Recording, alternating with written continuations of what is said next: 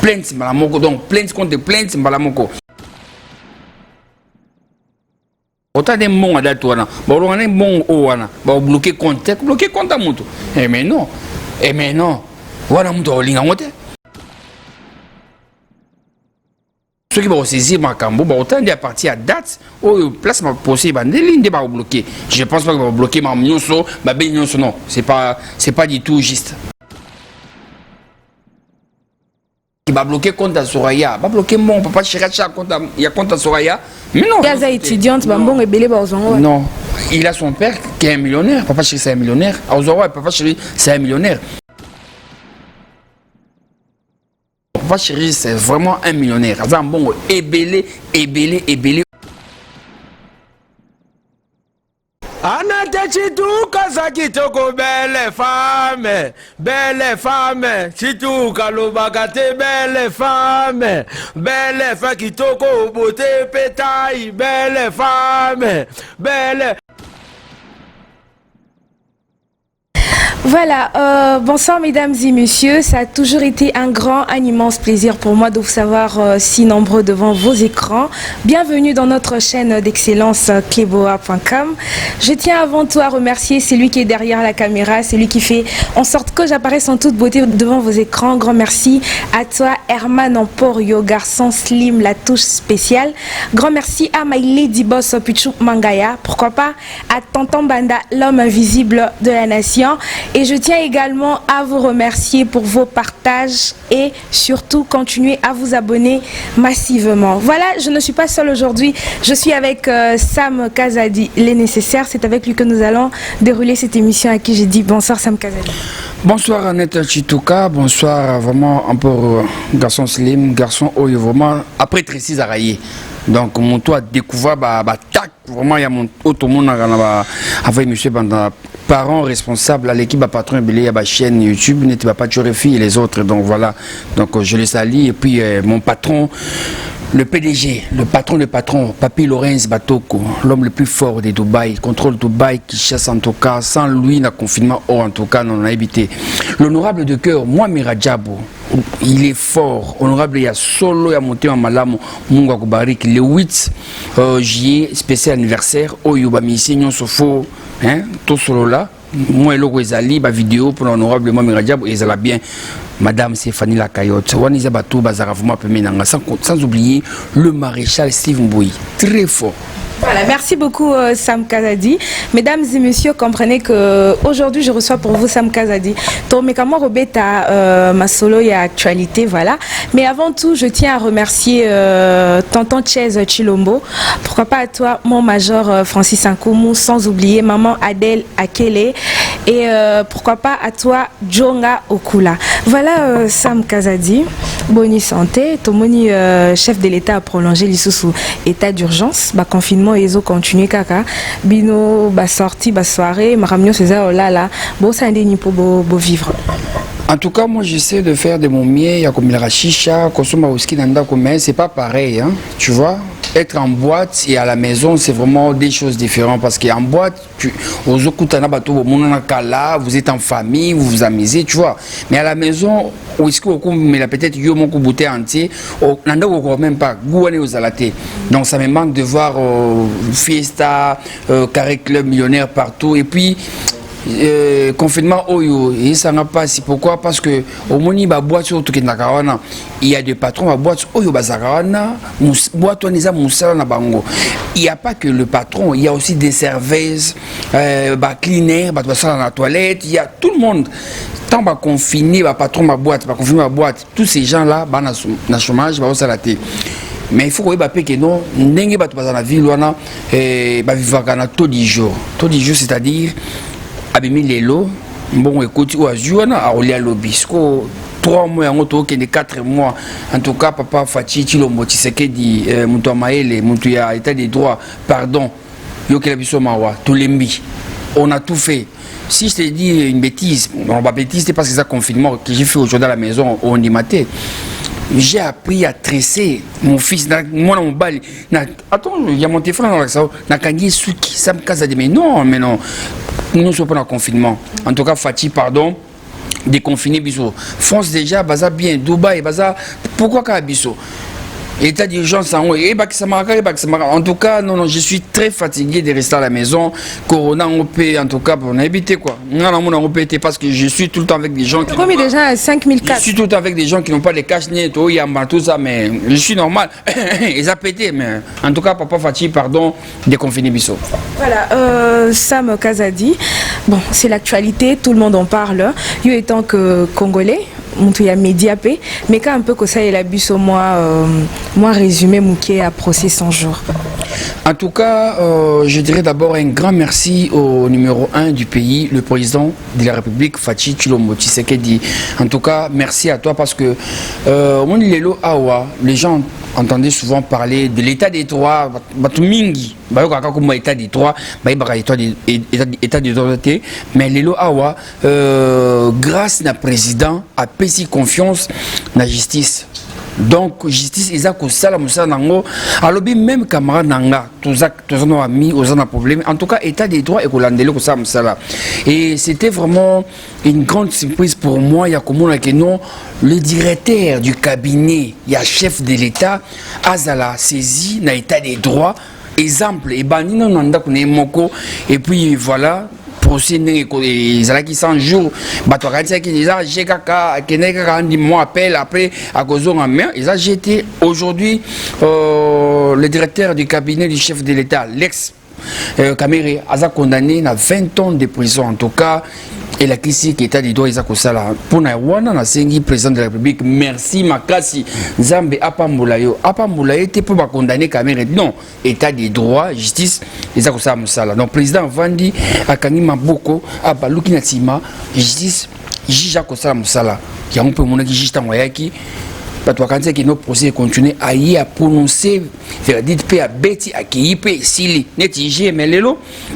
Exactualité, en tout cas, merci beaucoup au chef de l'État, ça nous encourage. Mais, et sous quoi on a Vital Camérité, na kosenga pe azunga pe on kesima batu ba be na mboka oyo bazar ba bien il y a la population bien à l'état oyo ba yiba ba détournant il sera la caméra et qui est partout et puis et pesinga idi musika ya bakeno kaliza isoza na mbongo ote bana mutu ya mpia kate ozala azana moyen muke na justice mais là actuellement na état des droits à tous les côtés on a monté on a droit na yo on a raison na yo bakopesa yo raison na yo pe o yazana tort bokanga ye donc merci encore une fois au président de la République. Sam Kazadi soto bitotala bien et ça état de droit tout règlement de compte.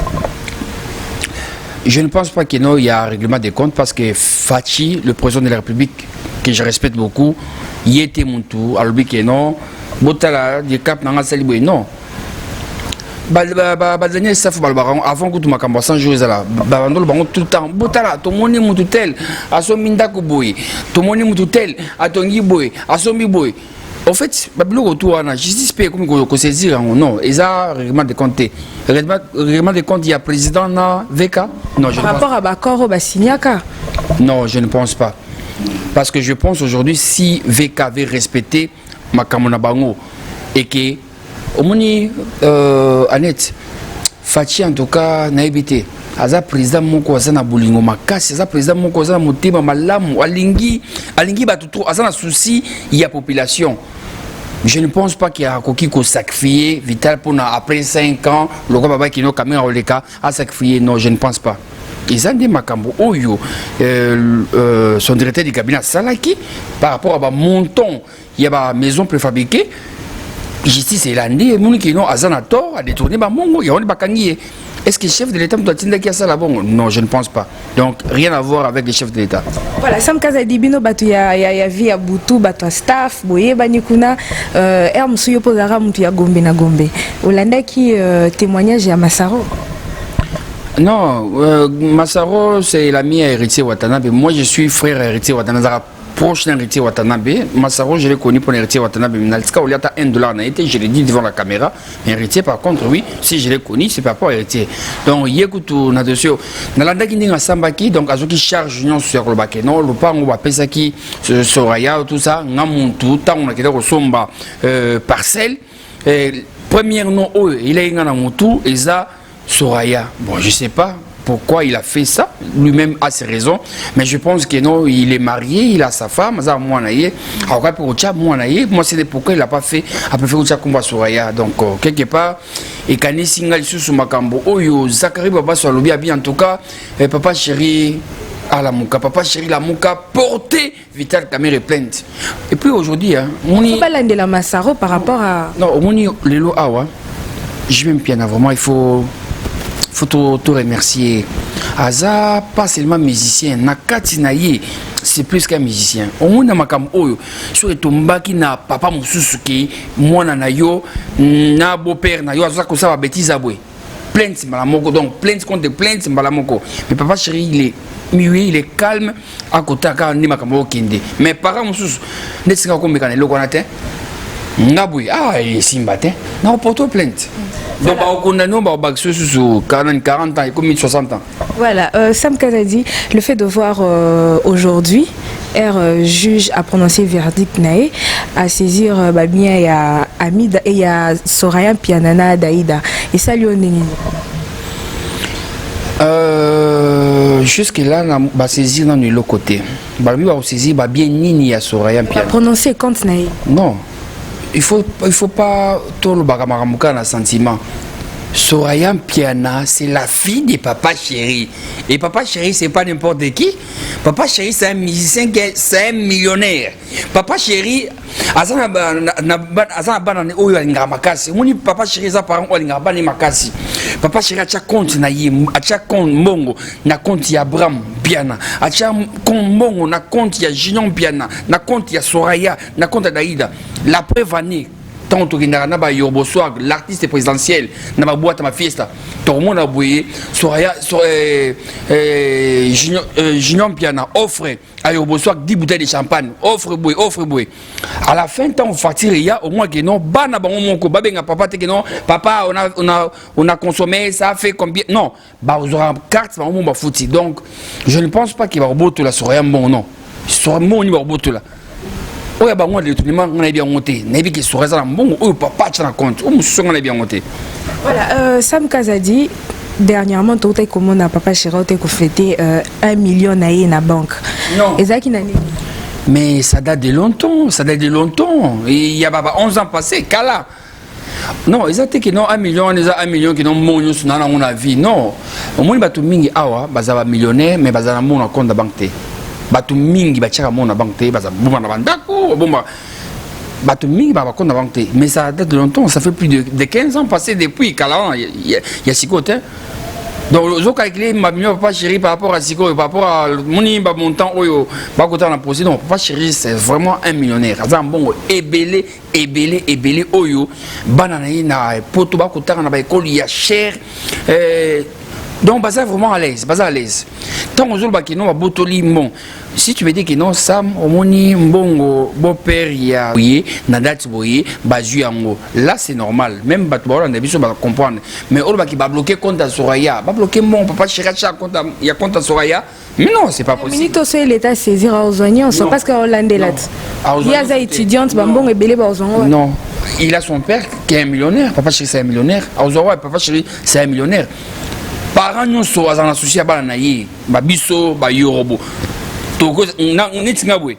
Nanambo, mon na pesa madame, il doit gérer un mongo. Monsieur se raconte à Ban. C'est normal. Parce qu'on a confié le lot à. Il n'est pas tué, bah, qu'on confie le lot à. Mon gars, yum to yibagi mon na yo, contre non. Parents nous sont associés à Balanaï. Donc, je ne pense pas qu'il va causer ça bon. Impossible. Oh, bah, ces réunions sont pas autant la date.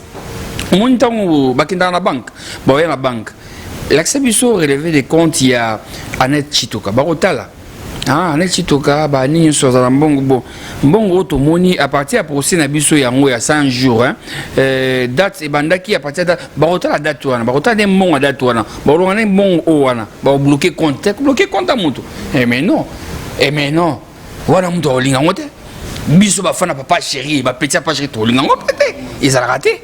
Voilà, Sam Kazadi, depuis tout le monde qui a mis d'achature avec le témoignage, il y a le biazan à 3 comptes. C'est que 3 comptes, il y a mis d'achature payé à bloquer. C'est la même chose. On a tout pour la Soraya. Et puis moi je pense peut-être que saisir bien union ça va pas union ça sont pas étrange. Non, madame Amida, vous avez des comptes. Non, je n'ai pas de comptes, j'ai 3 comptes, alors que 3 comptes. Et puis moi je pense que 3 comptes on est peut-être à moquer. Sur moi ça va compte soit boussana et donc bon l'équipe il y a ça je ne pense pas. En fait pour na procès Oyo, il y a 100 jours. Date Oyo, date on a date plusieurs fois.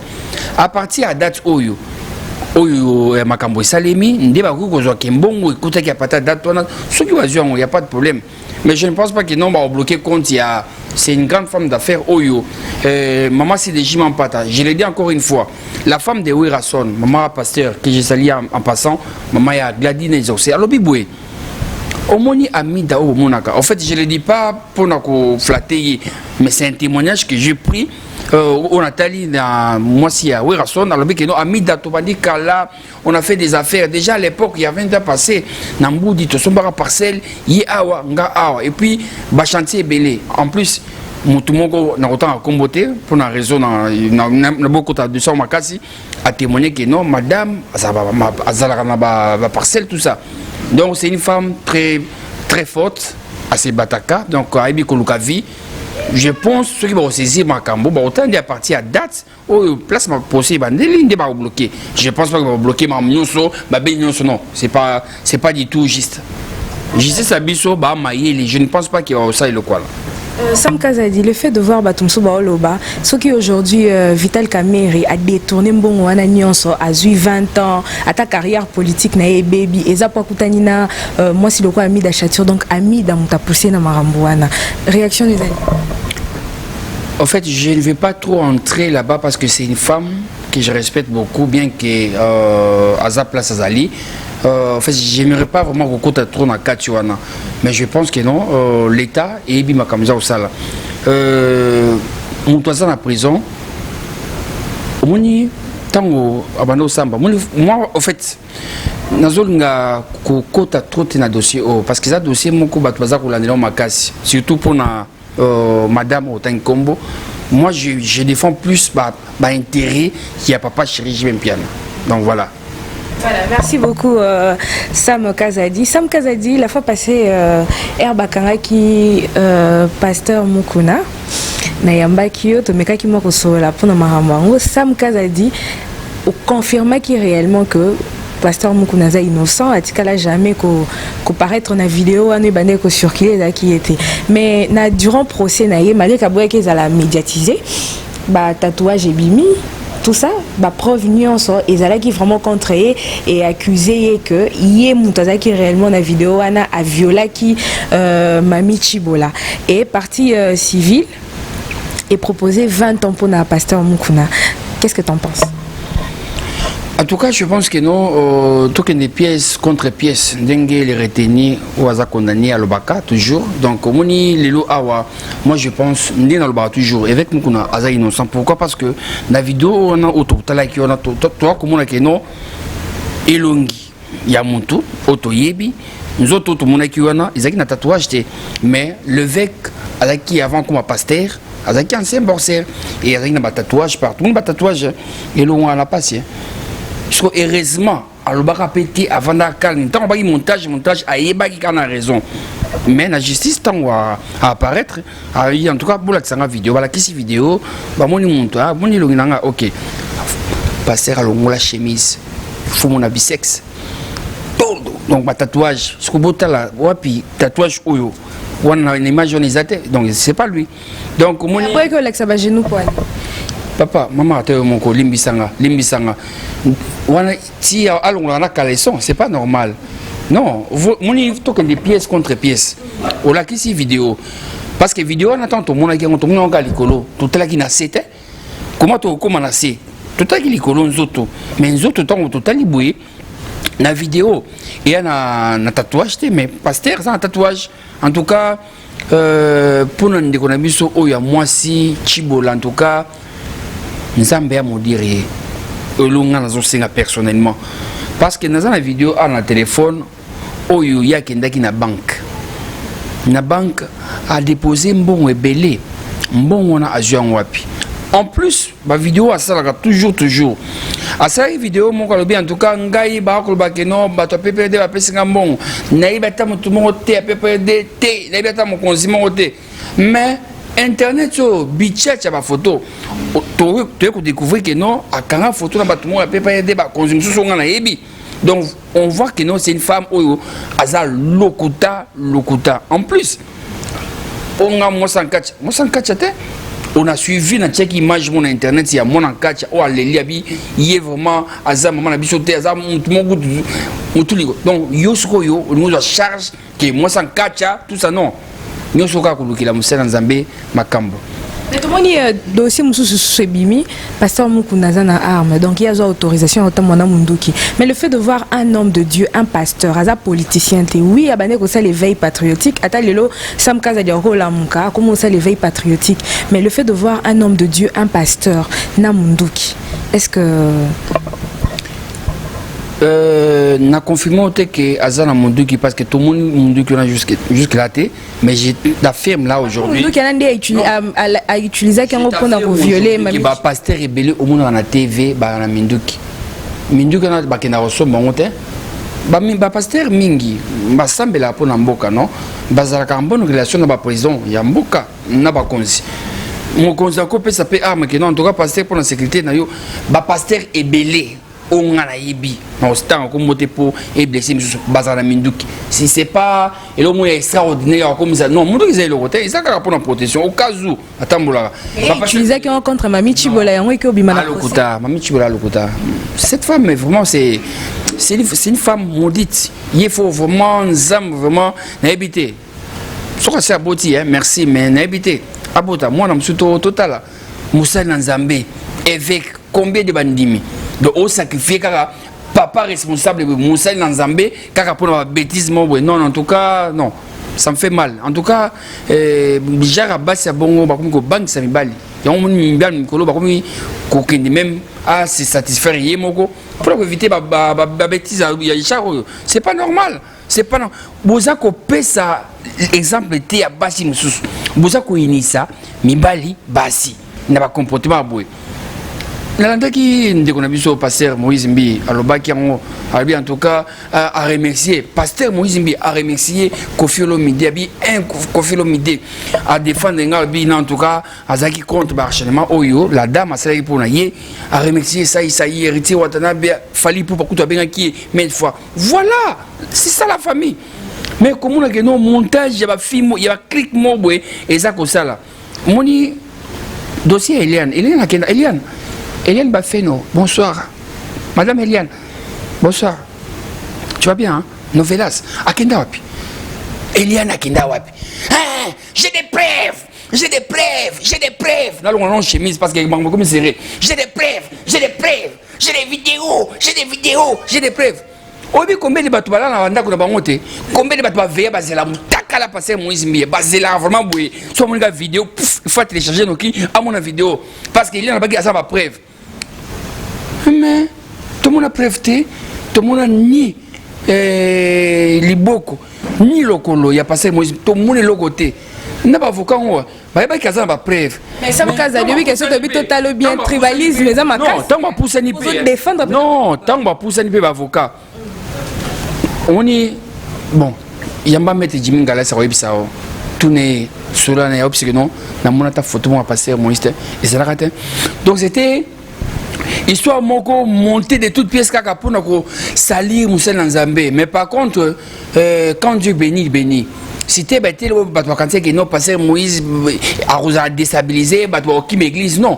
Si tu es bêté, il faut que tu sois sur 4 parcelles, babouka pour baksa. Tout babaki, c'est monsieur ébélé. Il y a le bac pour n'andékona, sur un besoin de mariage, mais ébélé, bazali, babalaye. Bon, tout par contre, pas occupé, il y a occupé, moi, c'est un métis à l'équipe, ma fille, la TV. Donc, mi bali, baza ébélé, ou balukame, déjà la commune a boyé, babanga. Parce que le gros c'est le pasteur pour tout le monde Nzambe au monter quoi boy et bon on tout pamba donc c'est une façon boza ko baby ça image il y a pas femme congolaise en tout cas je suis vraiment désolé donc quand dit défendre ka balu ba bien boy kalato mon aka vidéo Sam Kaza dit té en tout cas la vidéo jour il y a scandale il y aura des morts. Il y aura des morts. Oh, on a des vidéos, et puis, madame Nandako, parfois, téléphone, quand on s'amuse, mais il joue à Robimisamo, mais il y aura des morts. Il y aura un procès. Et vous allez à 100 jours, à 200 jours. Procès à 200 jours pour la vidéo. Et puis surtout ça, toi, responsable, on se respecte. Ou ça, la vidéo, je suis avec madame à la maison, donc si on a besoin, na mouna, na sala, na komona, pe na sali. Donc rien à voir dans la vidéo, non. Donc Sam Kazadi aujourd'hui, je l'ai dit, dans la moitié c'est la pototé, donc voilà. Bah c'est la pototé autre sur la. On lance un message pour. Non. En tout cas, je l'ai dit avec mon cœur. Sam Kazadi à la moitié c'est la pototé. Bah tout est bien. Bah ami, tout sur la carte, tout sur la. C'est mon toit linga quand même à se respecter. Donc Sam Kazadi. Voilà. Merci beaucoup Sam Kazadi. Nous sommes arrivés à la fin de cette émission. Grand merci à tous nos internautes, à toutes les personnes au besoin. Libaku Yakolanda Biso. Voilà Sam Kazadi. Un mot. Qu'est-ce que les gens peuvent retenir de toi? Congolais nyonso to soutenir Innocent Baloumé. Innocent Baloumé Azali le seul artiste congolais. Je dis bien le seul. Oyo Aza nominé na Beat Award. Donc après il fallait pour pas Innocent. Mais la moni ba congolais mingi ba ko ça ba vidéo té c'est pas bon. Comme on a de la vidéo, comme on a ba américain mususu ko féliciter Innocent Baloumé mais biso ba congolais awa to ko ça la té. Je sais pas eza muté mama be ki congolais tondeni. Mona na biso ya muké. Mon ami soit muké artiste effort yo pe on est bête tout le monde a se paye nango Aza nominé. Bon, c'est la vidéo, bon, encourager, bon, tinda bateau. Bakotana, il faut mettre B, E, T, C, I, N, T, L, au Luki, photo, il y a Innocent Baloumé, au Imango, et puis voilà, donc, pour la cam, voilà, et ça la fait bien. Et maintenant, vu, il y a Innocent Baloumé, Azala nominé, Azwa paye le Gwana, et ça la bien. Comme on a que gêne à Moukéboué, mais bah, Congolais, mouté, mamabé. Non, non, non, non, non. Félicitations à Maïs au Fabrigas, oh, tu veux message générique à Kitoko, à Betty, Kofi Olomide, Oazé quoi, Jibem Piana, Werason, Ferré, Fali Poupa, donc à Betty générique, Mongo Oyo, et c'est un voilà, on a besoin de l'amour des Congolais. Voilà, en tout cas, félicitations à toi, P. Félicitations à Yorbo Swag, mon ami personnel, mon frère, Oyo, un million de vies. Déjà, c'est à l'ongoula, on a soit 1 million de vies, 3 millions dans l'autre parce que lui, c'est mon frère, tout ça, donc on a aussi déjà. Mais sinon, Sam Kazadi, musique en Bokanabiso. Tout comme Nabiso déjà dans la émission Nabiso, est-ce que musique en Bokanabiso, pour dire que musicien, Oyo, à Salim Sana, est bien, par rapport à ma vue? Papa Lutumba, Papa Lutumba, tant où il y a bandara musique, internet des arrêtés, tant où internet est où il y a, écoutez vraiment ma vie, surtout ma vie, nous sommes à la succès, ma vie on a pas n'angoté.